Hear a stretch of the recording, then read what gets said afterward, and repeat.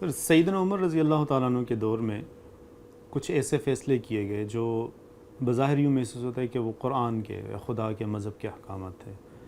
تو جس چیز کو آپ کہہ رہے ہیں کہ یہ ایک غلط فہمی پر مبنی چیز تھی کہ خود کو خدا یا رسول کے مقام پر رکھ کر خلافت کا ایک سلسلہ آگے بڑھانے کی کوشش کی گئی، ان احکامات کا اس پوزیشن کے ساتھ کیا تعلق ہے؟ اور آیا اس طرح کے جو بھی فیصلے کیے گئے، جو بھی قوانین انہوں نے لاگو کیے، امپلیکیشنز کی جو صورتیں اختیار کی، یہ درست تھیں؟ ان کی کوئی گنجائش بنتی ہے نہیں بنتی؟ اس کے پیچھے جو مطلب ان کے ذہن میں ایسا کون سا خیال تھا؟ یعنی عموماً ہمارے ذہن میں یہ ایک خیال ہے کہ ظاہر ہے یہ خلفائے راشدین میں سے تھے پہلے دونوں، انہوں نے ایک چیز کو دیکھا، سمجھا اور آگے لے کر گئے.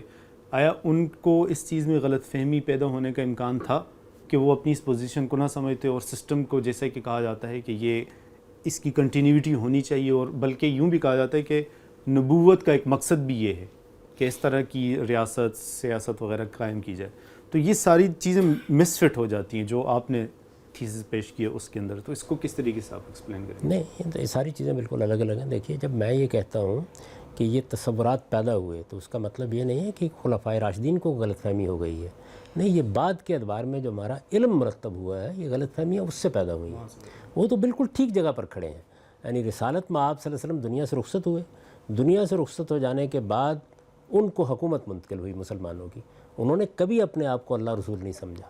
جس جگہ انسان ہونے چاہیے وہیں کھڑے ہوئے. خلفاء نے یہ کام نہیں کیا، کبھی نہیں کیا، ایک دن کے لیے بھی نہیں کیا.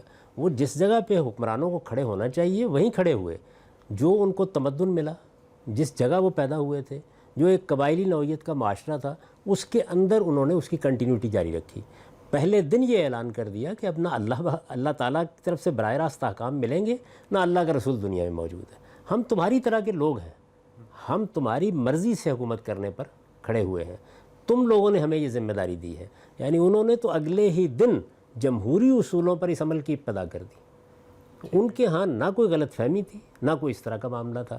ان کے بارے میں جب یہ تعبیر اختیار کی گئی بعض احادیث میں کہ یہ خلافت علی منہاج النبوہ ہوگی، تو اس کا مطلب یہ تھا کہ نبوت نے جو اعلیٰ اخلاقی اقدار کی تعلیم دی ہے، جو بنیادی میسج دیا ہے، حکمرانوں کو جس طرح کا انسان ہونے کی تعلیم دی ہے. ظاہر ہے کہ حضور خود حکمرانی کر رہے تھے، یہ لوگ بھی اس کا نمونہ ہو گئے، تو وہ اس کا اعلیٰ ترین نمونہ بن کے کھڑے ہوئے.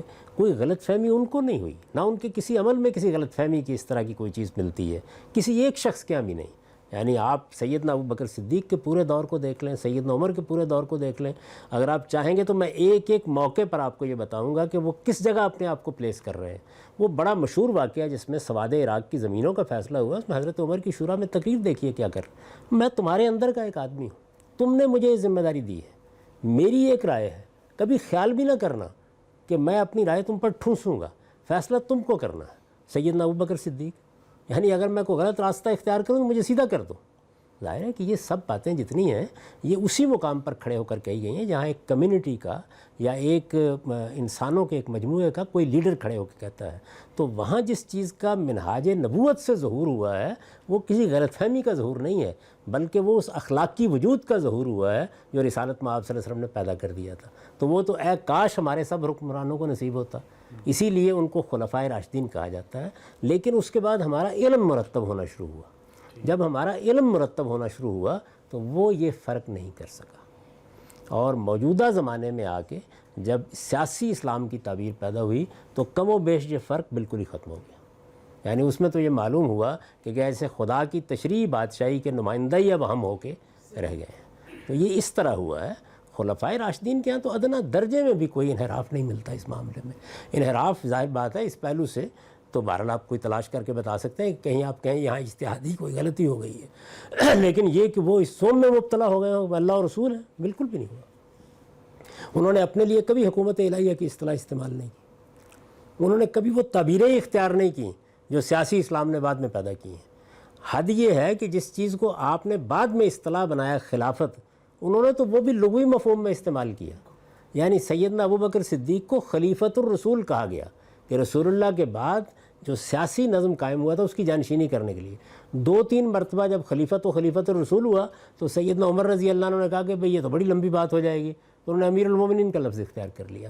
ان کے ہاں اس طرح کا کوئی تصور ہی موجود نہیں ہے پوری ان کی زندگی تعلیمات میں کہ جو ہم نے بعد میں پیدا کر لیا ہے. نہ وہ اس ریاست کو بیان کر رہے ہیں, وہ تو اپنے آپ کو ایک بالکل عام مسلمان کی حیثیت سے پیش کرتے ہیں, عام مسلمان کی حیثیت سے ان کی رہنمائی کرتے ہیں. ذمہ داری لوگوں نے دی ہے, اس ذمہ داری کو ادا کر رہے ہیں, خدا ترسی کے ساتھ ادا کر رہے ہیں.